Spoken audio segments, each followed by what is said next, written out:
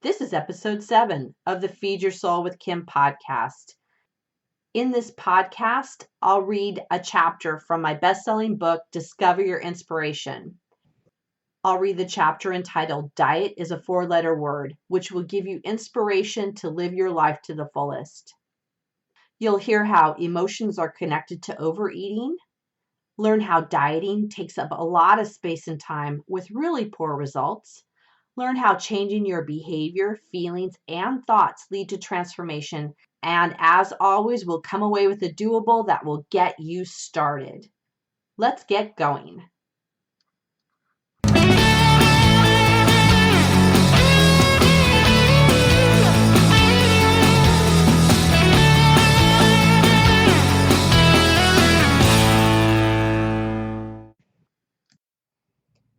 This is the Feed Your Soul with Kim podcast, and I'm Kim McLaughlin, your host. I'm a licensed therapist, an inspirational speaker, coach, and best-selling author. I help people feed their soul by putting food in its proper place as nourishment and develop functional skills and ways to nurture themselves without using food. Today we have something really different that I'm going to do, and I'm excited to share with you a chapter from my book, Discover Your Inspiration, 19 Real Stories by Real People to Inspire and Ignite Your Soul. If you have the book, it's on page 53. It's my chapter of this book. We have 19 people who have written chapters on various times in their lives and ideas that help you feel more inspired. If you're interested in getting the book, if you don't have it, you can go look on the show notes. I'll have a link to purchase the book if you're interested. My chapter is Diet is a Four-Letter Word, which I talk about a lot about dieting and not dieting actually in my podcast. But this chapter is my story, and it was really scary for me when I wrote this chapter. It was my first time writing in a book, and I felt scared sharing my personal story. I was scared that somebody might be offended, anybody who is part of my life, and there's no blame in the story. It's just a factual story of what happened for me around food. And what I hope by reading this chapter for you is that you feel inspired to maybe write your personal story in your journal so you can have more understanding about what's happened for you. Also, I hope through hearing my story, you hear some ways that you might be able to handle what's going on for you around food and emotions and thoughts and behavior. So it's really an inspirational moment for me to give this to you, and I hope you enjoy it. Diet is a four-letter word. In spite of the fact that 90 to 95% of all diets fail, you tend to blame yourself, not the diet. Isn't it ironic that with a massive failure rate for dieting, we don't blame the process of dieting? This was written by Evelyn Tribole and Elise Reich in the book Intuitive Eating. Pictures do not lie. You can literally see it on my face. There was a dramatic change in how I looked from one grade to the next. I had definitely gained weight. How could this have happened in such a short period of time? I remember my obsession with food starting then too. The constant thought about what I would eat, the worry that I might not get enough, wondering when I could get more, sneaking food when no one was looking. Mom asking, "Do you really want more?" I heard this as criticism. Do you really need more? The answer I told myself was, yes, I need more. I didn't verbalize this because then I would be telling the truth. This was my secret. It wasn't a well-kept secret since the overeating showed up on my body, in the size of my clothes and on my face. Food was my comfort and security. It felt good in a world that was out of my control. My parents divorced when I was 8 years old. My mom, brother, and I moved from our home in Southern California to an apartment in Northern California's Silicon Valley. There wasn't any anger or yelling in my parents' house, just a quiet ending of a marriage and a family unit. I began to manage my feelings by overeating. Feelings of sorrow, loneliness, worry, fear, and sadness subsided for a while with food. Like so many overweight children, I was teased about my weight. I remember to this day some of what was said to me and about me. It was horrible to be called names, to be judged based on the size of my body. It was demoralizing and shaming to have to hide food, to sneak it, to be afraid if someone saw me eating. But I figured if I hid what I was eating and ate when no one was looking, maybe I could avoid the truth that my heavier body was telling me. In my early teens, I began what would be years of dieting. My mom was concerned about her weight, and she dieted too, so she invited me to join her on a high-protein diet. I agreed, and thus began my dieting journey. I still recall my first diet plate, consisting of a burger, no bun, a scoop of cottage cheese, and some chunks of pineapple. To this day, I associate cottage cheese with dieting, and I don't eat it. Dieting, losing weight, overeating, and then gaining back the weight became the pattern I engaged in for years and years. There wasn't a moment of peace with my body, peace with food, or peace with my weight. Actually, I didn't know that peace with my body was even possible. In college, I began starving myself and overexercising. I remember my college roommate and I dragging ourselves to a dorm mate's room, begging him for food. We were caught in a diet, binge, shame cycle that I would continue for years.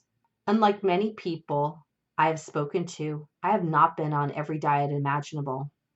However, I have tried Weight Watchers many times, low carb diet, liquid diet, packaged food diet, and starvation diet.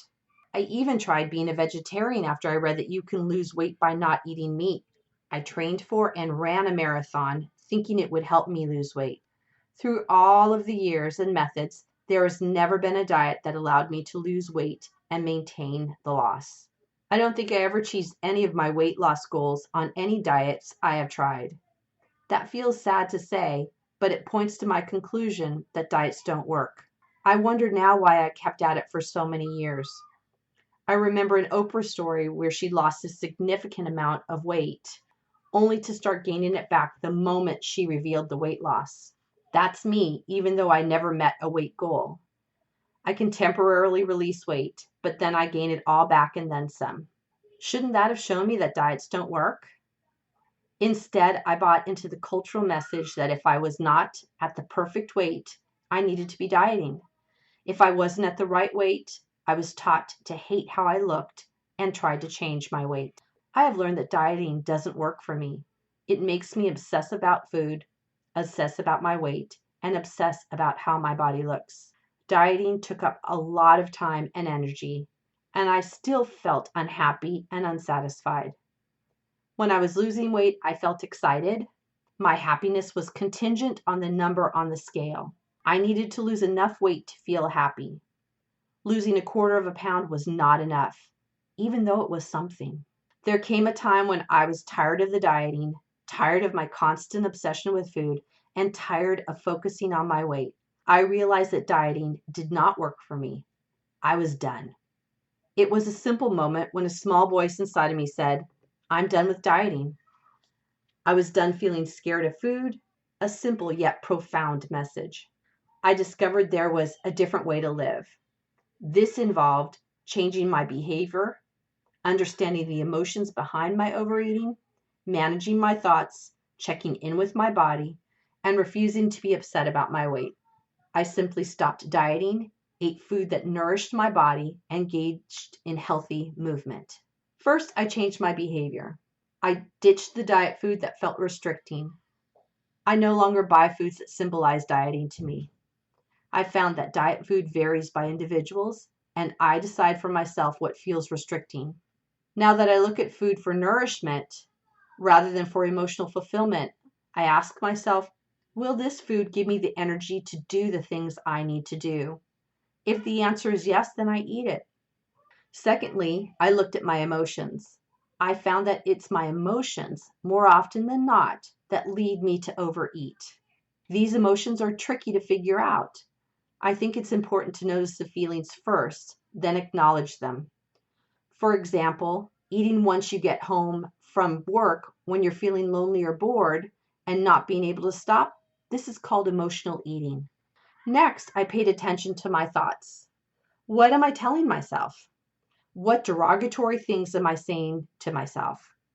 I find that these negative thoughts take me down a road that leads me to overeat. The more positive I am, the less food bugs me and the less I want to overeat. Lastly, I examine my ideas about my body. The worse I feel about my body, the more I overeat. It's a cultural phenomenon to feel bad about our bodies because magazines, television, and movies tell us how we should look. Most of us simply cannot meet these standards for a lot of different reasons. Now that I've stopped dieting, I eat in a way that satisfies my physical hunger. I focus on eating when I'm hungry and stop when I'm full. I don't need to own a scale because I'm not obsessed with my weight. I do weigh myself occasionally, but only when I'm sure I will not have negative thoughts about my body. I use my clothes and the way my body feels to measure how I'm doing. I check in with my feelings regularly to see what is going on. I notice the feelings, give them a name, and address them by using a plan to take care of myself. I focus on loving who I am now, which includes my body at its current size. I focus on positive thoughts about myself, especially my body. I believe that all seemingly negative situations in our lives can be an opportunity for improving ourselves. I can genuinely say that I'm a better person after looking at my eating issues. I am more self-confident and feel better than ever about myself. And I know that if I can do this, so can you. Take it one step at a time, and I promise you will be happy with the results. Hi everyone, this is Kim, and my book is out. Feed Your Soul, Nourish Your Life, a 6-step system to peace with food is live. I recommend you get it. It has all my 6 components of feeding your soul, as well as my own story. Pick it up now. You can find it on my website at feedyoursoulunlimited.com. Thanks. That chapter just brings up a lot in me about my history and what I have thought about food and dieting. And I wonder what it brings up for you to hear my story of being a kid and focusing on weight and dieting for so many years. And I want you to think about using our doable as a way to have a similar reflection for yourself. As you all know, on my podcast, I invite you at the end to have a doable, and that means something that you're going to do based on what you've learned or what we focused on in the podcast. Today, I wonder if your doable is about what inspires you about your life and how you've made different inroads in your life and maybe made a change, just like I talked about with food and with ending dieting. But check in with yourself and see what parts of your history you might want to write about. I love the idea of journaling. I think that's one of the best self-care tools that we have is journaling about what's going on. But I encourage you to journal about what inspired you from your history and what made a difference and made a change for you. I would love for you to send me a note, email me, and let me know what you thought about. I love hearing people's stories and what they learn and come up with because that inspires me. When you tell me your story, it inspires me to tell you more of my story. And I got to say, as I said in the beginning of this podcast, this is a very vulnerable story for me because it's very, very personal and related to a time when I was a kid. So I encourage you to be that inspiration for yourself and to start looking at what inspires you. This is Kim McLaughlin. This is the Feed Your Soul with Kim podcast. I am so glad you joined us, and I look forward to bringing more information to you next week. Bye. Thank you for joining us on the Feed Your Soul with Kim podcast. We come to you every Monday with fresh new ideas to help you end emotional eating and put food in its proper place as nourishment. Please be sure to subscribe to this podcast and review it and let us know what you think. Thank you for joining us.